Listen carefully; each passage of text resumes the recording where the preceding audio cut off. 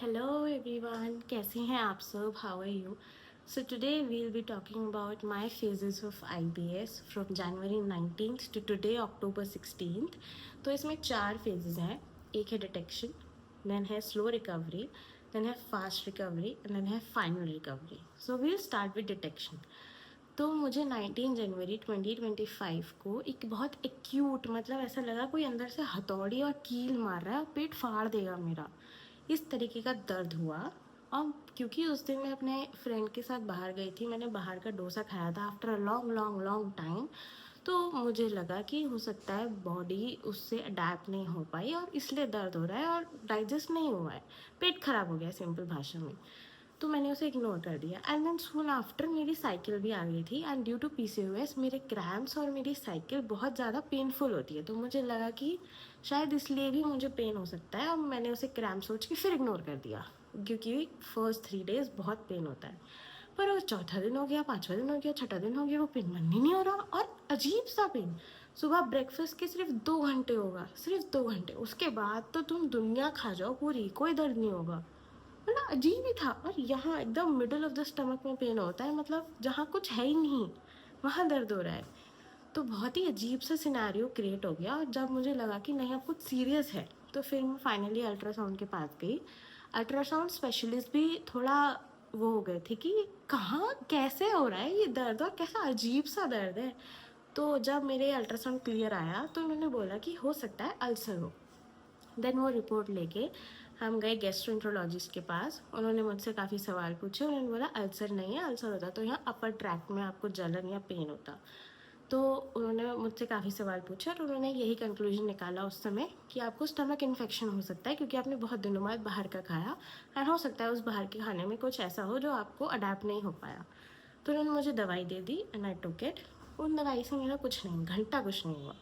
और पर मैंने अपने आप को टाइम दिया और मैं हमेशा डॉक्टर्स की मेडिसिन को ट्रस्ट करके थोड़ा टाइम देती हूँ अगर वो असर नहीं होती है, क्योंकि मुझे ऐसा लगता है कि बॉडी अडेप्ट करने में टाइम लेती है। तो मैंने उसे 2 से 3 दिन का टाइम दिया लेकिन कुछ नहीं हुआ, सेम प्रॉब्लम। फिर हम दोबारा गए, उन्होंने दवाई स्ट्रॉन्ग कर दी, सेम प्रॉब्लम, कुछ नहीं हुआ। और मुझे इतना गुस्सा, इतनी खुंदक चढ़ रही थी ना क्योंकि मुझे भूख लग रही थी और मैं कुछ खा नहीं पा रही थी। तो मैंने एक दिन गुस्से में खाना खा लिया एंड गेस व्हाट, सही समझ रहे हो, इतना गंदा दर्द हुआ, इतना गंदा दर्द हुआ कि सांस नहीं आ रही थी, मतलब सांस अटक रही थी मेरी एंड मुझे लगा था मैं मरने वाली हूँ। मतलब वो रात तो मैं भूल ही नहीं सकती पूरी, जब मेरे को लगा था मैं मरने वाली हूँ। बट देन उन्होंने मुझे जो SOS दवाई दी थी वो मुझे असर नहीं की, पर उससे मुझे वॉमिटिंग हो गई थी तो वो निकल गया था एंड फाइनली मैं सांस ले पाई थी। लेकिन वो जो 1 से 1.5 घंटा बीता था ना, आई थॉट कि I am going to be dead. तो ये गलती आप मत करना, आई नो बहुत फ्रस्ट्रेटिंग होता है पर मत करना, अपने कोई हार्म होगा। देन हम नेक्स्ट डे डॉक्टर के पास गए। उन्होंने बोला कि शायद कुछ सीरियस है, बहुत एक्सपेंसिव टेस्ट थे इसलिए हम पहले नहीं कर रहे हैं, पर अभी हमें करने ही पड़ेंगे। तो उन्होंने जो टेस्ट बोले वो सब हमने किए, which was endoscopy, colonoscopy, CTT abdomen, all blood test including lactose and gluten allergy. ये मेरे 4 से 5-6 टेस्ट हुए थे। And you know what, CTT में ना एक लिक्विड पीना होता है फॉर कंट्रास्ट एंड कैनोला लगता है। और मेरे दिमाग में हमेशा से ऐसा ही था कि कैनोला का मतलब होता है कि कुछ सीरियस हुआ है, आपको एडमिट होना पड़ेगा या आपको कुछ बहुत बड़ी बीमारी हुई है। और मेरी जो फटी थी ना उस दिन, मतलब मैं इतना रोई थी, इतना रोई थी कि पूछो मत। पर वो सारे रिपोर्ट्स, सारे टेस्ट सब क्लियर आया। तो डॉक्टर ने फिर यही बोला, बेटा आपके स्ट्रेस लेवल्स काफ़ी हाई हैं, अपने स्ट्रेस लेवल्स नीचे करिए, मेडिटेशन करिए, ये मेडिसिन खाइए, डाइट पे ध्यान दीजिए, स्ट्रेंथ ट्रेनिंग कीजिए, मसल स्ट्रॉन्ग कीजिए। एंड मी और जो मेरे साथ गए थे, अच्छा तो ये सब एक स्ट्रेस की वजह से हो रहा है, मतलब इतना खर्चा, इतनी मुश्किल, स्ट्रेस, सीरियसली स्ट्रेस। ओके, मतलब मेरी बॉडी स्ट्रेस के लिए बनी ही नहीं है, लेकिन लाइफ ऐसी है कि स्ट्रेस ही स्ट्रेस है। पर देन फिर ये डिटेक्ट हो गया, then we came on a recovery phase, very slow recovery phase. जो जैसा मैंने बताया मुझे कुछ डाइजेस्ट नहीं हो रहा था तो मैं आ गई थी पानी पे, नारियल पानी, नॉर्मल पानी एंड सूप की प्यूरी या दाल का पानी, ये सब पी रही थी। एंड यस, मुझे बहुत भूख लगती थी पर क्या करें, कुछ डाइजेस्ट नहीं हो रहा था और दर्द मुझे सहन करना नहीं था तो मैंने भूख ही चुन ली, मैं भूखी ही रहती थी। एंड इसलिए मेरा काफ़ी वेट लूज़ भी हुआ था। मैं पिचक गई थी, बहुत ही बुरी हालत हो गई थी। उन दवाइयों से मुझे असर हुआ, मैं धीरे धीरे सब्जियां खाने लगी थी ओनली, जैसे कद्दू हल्का होता है, हल्की सब्जियां, कद्दू ये सब खाने लगी थी। फिर डॉक्टर ने मुझसे बोला था बेटा ऐसे ही धीरे धीरे अपनी चीज़ें बढ़ाते जाओ, देखते जाओ क्या खा पा रहे हो क्या नहीं, जो खा पा रहे हो उसे ऐड करते जाओ, जो नहीं खा पा रहे हो उसे बाय बाय कर दो। तो मैंने जब कद्दू खाया वो डाइजेस्ट हुआ, अगले दिन 2 दिन मैंने वही खाया। फिर मैं आई कि थोड़ा सा और आगे जाते हैं, सॉलिड्स पे और जाते हैं, तो मैंने एक दिन बेसन का चीला खाया। Now I know the reason कि वो डाइजेस्ट क्यों नहीं हुआ, पर उस समय वो डाइजेस्ट नहीं हुआ था। और उस दिन फिर फटी, फिर उतना ही दर्द, एंड जितनी वो 10 दिन की प्रोग्रेस थी सब back to zero. And now आप मुझे पता है कि नहीं हुआ, क्योंकि उसमें प्रोटीन होता है बेसन में, and protein is healthy for your gut. तो बैक टू ज़ीरो, अब वापस से लिक्विड डाइट।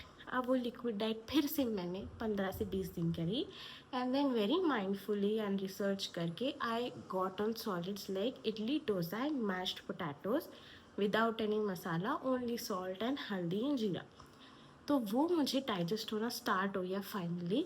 वो थे सॉलिड्स जो कि 1 से 1.5 महीने बाद मैंने खाने शुरू किए थे, दैट इज़ इन मार्च। और तब नवरात्रे भी थे, तो आलू ही खा रहे थे हम मैश्ड, तो ऑटोमेटिकली व्रत हो गए मेरे।